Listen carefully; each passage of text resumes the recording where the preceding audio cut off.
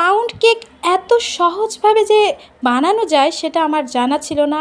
আমি first time বানিয়েছিলাম, এটা এত সুন্দর হয়েছিল, আপনারা এটা লুকিং দেখেই বুঝতে পারছেন। হে এভরিওয়ান, আসসালামু আলাইকুম, welcome back to my new another cooking video. আজকে আপনাদের সাথে আমি শেয়ার করতে যাচ্ছি পাউন্ড কেকের এই রেসিপিটা। প্রথমত আমি এখানে ময়দা নিয়ে নিয়েছি, আর কতটুকু পরিমাণ দিয়ে দিয়েছি এখানে লেখা আছে, আপনারা দেখতে পারেন। ময়দা দেওয়ার পরে কর্নফ্লাওয়ার, গুঁড়ো দুধ, বেকিং পাউডার আর পরিমাণ মতো অল্প পরিমাণে একটু লবণ দিয়ে আমি এটা খুব ভালোভাবে সেঁকে নিচ্ছি, নিয়ে আলাদা করে রেখে দিচ্ছি। আর এদিক দিয়ে আমি অন্য একটি বাটি নিয়ে নিয়েছি, আর এখানে নিয়ে নিয়েছি 2টা ডিম।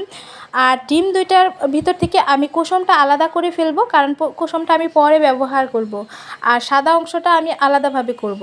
তো এখানে আমি চিনি দিয়ে দিয়েছি 1 কাপ পরিমাণে, এক কাপ না সরি 1 কাপ পরিমাণে চিনি দেওয়ার পর এখানে খুব ভালোভাবে এটা মিক্সড করে নিতে হবে। যতক্ষণ না পর্যন্ত চিনিটা গলে যাচ্ছে ততক্ষণ পর্যন্ত এটা মিক্সড করতেই থাকতে হবে। তো যখন মনে হবে যে মিক্সড হয়ে গেছে তখন এই পর্যায়ে অল্প একটু লিকুইড দুধ ব্যবহার করবেন, আর গন্ধটা চলে যাওয়ার জন্য ভ্যানিলা এসেন্স ব্যবহার করবেন। তারপরে আবারও কিছুক্ষণ মেখে নেওয়ার পর এখানে দিয়ে দিচ্ছি সেই কুসুমটা। তো কুসুমটা দেওয়ার পর ওটা আমি আলাদা করে রেখে দিলাম। তারপরে আগের বাটিটা এখানে নিয়ে আসলাম। এখানে আমি বাটার ব্যবহার করছি 1/2 কাপের মতো। আপনারা চাইলে একটু বাড়িয়ে দিতে পারেন বা কমেও দিতে পারেন, কোনো প্রবলেম নেই। আমি এখানে 1/2 কাপ দিয়ে দিয়েছি, তবে মেজারমেন্টটা ঠিক রাখা অনেক বেশি জরুরি। তো বাটার দেওয়ার পর আমি এটাতে খুব ভালোভাবে মিক্সড করে নিচ্ছি।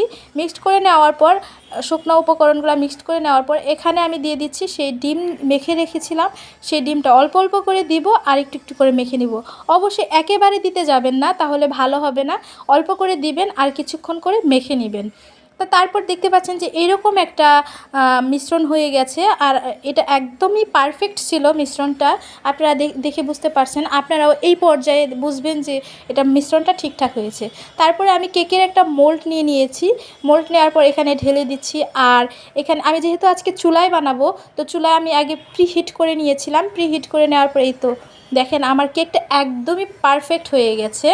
আর এটা আমি চেক করে নিলাম, যে দেখলাম যে ঠিক আছে কিনা, দেখলাম একদম পারফেক্ট আছে। আসলে পাউন্ড কেক যে এত সহজভাবে এত সুন্দর করে বানানো যায় আমার জানা ছিল না। আমি কিছু রেসিপি দেখেছিলাম ইউটিউবে, অনেকগুলো রেসিপি দেখেছি, দেখার পরে আমি আমার মতো করে বানিয়েছি। আপনারা চাইলে এই রেসিপি ফলো করে এই কেকটা বানাতে পারেন। ট্রাস্ট মি, এটা খেতে এত বেশি মজার ছিল, আপনারা এটার লুকিং দেখেই বুঝতে পারছেন যে একদমই পারফেক্ট হয়েছে, একদম সফট হয়েছে। আপনাদের সুবিধার্থে আমি কেটে দেখাচ্ছি। দেখেন আমি যে কাটছি এক একটা লেয়ার দেখেন, দেখলেই বুঝতে পারবেন যে এটা কতটা সফট আর কতটা জুসিনেস হয়েছে ভিতরে। আগে আমি ভাবতাম যে কেক বানানো মনে হয় খুবই কঠিন, কেক হবে না বা কিছু, কিন্তু মেজারমেন্ট ঠিক রাখলে কেক বানানো একদমই ইজি।